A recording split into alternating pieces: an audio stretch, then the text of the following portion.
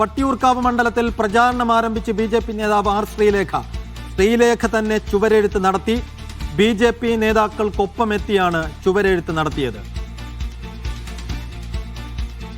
രജീഷ് നരിക്കുനി വിശദാംശങ്ങൾ നൽകും. രജീഷ്, വട്ടിയൂർക്കാവിൽ ആരാകും ബി.ജെ.പി. സ്ഥാനാർത്ഥി എന്ന ആകാംക്ഷക്ക് ഇപ്പോൾ ഏകദേശം ഒരു ഉത്തരമായിരിക്കുന്നു. ആർ ശ്രീലേഖ തന്നെ വട്ടിയൂർക്കാവിൽ ബി.ജെ.പിയുടെ സ്ഥാനാർത്ഥിയായി വരുമെന്ന് പ്രഖ്യാപനത്തിന് മുമ്പേ തന്നെ ചുവരെഴുത്ത് നടത്തിക്കൊണ്ട് അവർ തന്നെ അതിന് പ്രഖ്യാപനം നടത്തുകയാണ്.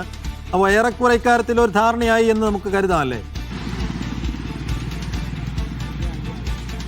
തീർച്ചയായിട്ടും സൈഫുദ്ദീൻ, വട്ടിയൂർക്കാവിൽ ബി.ജെ.പി. സ്ഥാനാർത്ഥി ആരെന്ന ചോദ്യം കഴിഞ്ഞ കുറേ ദിവസമായി ഉയർന്നു വന്നിരുന്നു. പല പേരുകൾ ഉയർന്നു വന്നെങ്കിലും ഏറ്റവും ഒടുവിൽ അത് ശ്രീലേഖയ്ക്ക് തന്നെ എത്തുന്നൊരു കാഴ്ച നമുക്ക് കാണാൻ കഴിഞ്ഞു. ഇന്ന് വട്ടിയൂർക്കാവ് മണ്ഡലത്തിലെ പ്രചരണത്തിന് തുടക്കം ആയിരിക്കുകയാണ്. ആർ ശ്രീലേഖ ഇവിടെ ചുമരെഴുത്ത് ഉദ്ഘാടനം ചെയ്തിരിക്കുകയാണ്. NDA സ്ഥാനാർത്ഥി എന്ന ഒരു ചുമരെഴുത്താണ് ഇപ്പോൾ തുടങ്ങിയിരിക്കുന്നത്. സ്ഥാനാർത്ഥിയുടെ പേര് ഔദ്യോഗിക പ്രഖ്യാപനത്തിന് ശേഷം ഇവിടെ ഉണ്ടായിരിക്കും. പിന്നീട് ഏത് ചേർക്കായിരിക്കും ഉണ്ടാവുക എന്നാണ് നമുക്ക് മനസ്സിലാക്കാൻ കഴിയുന്നത്. എന്തായാലും പ്രചരണത്തിന് തുടക്കമായിരിക്കുകയാണ് വട്ടിയൂർക്കാവിൽ എന്ന കാര്യത്തിൽ സംശയമില്ല. ബി.ജെ.പി. നേതാക്കൾക്കൊപ്പം എത്തിയാണ് ആർ ശ്രീലേഖ ഇവിടെ ചുമരെഴുത്ത് ഉദ്ഘാടനം ചെയ്തിരിക്കുന്നത്. നേരത്തെ CPM സ്ഥാനാർത്ഥി ആരാണ് എന്ന് ഒരു സ്ഥിരീകരണം വന്നിരുന്നു.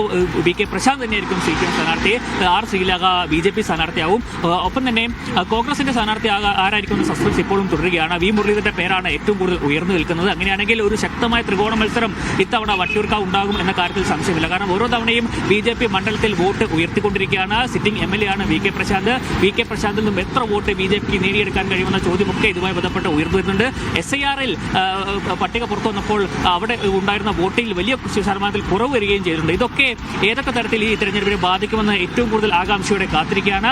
എന്തായാലും തിരഞ്ഞെടുപ്പ് പ്രചരണത്തിലേക്ക് ചൂടുപിടിച്ചു വരികയാണ്. തലസ്ഥാന നഗരത്തിലേക്ക് ഒരു മണ്ഡലത്തിലെ ത്രികോണ മത്സര സാധ്യതയുള്ള ഏറ്റവും കൂടുതൽ സാധ്യതയുള്ള ഒരു മണ്ഡലമാണ് വട്ടിയൂർക്കാവ്. അവിടെ ആദ്യ പ്രചരണ പരിപാടികൾക്ക് BJP തുടക്കമിട്ടിരിക്കുകയാണ്. ചുവരെഴുത്താണ് ഇപ്പോൾ തുടങ്ങിയിരിക്കുന്നത്.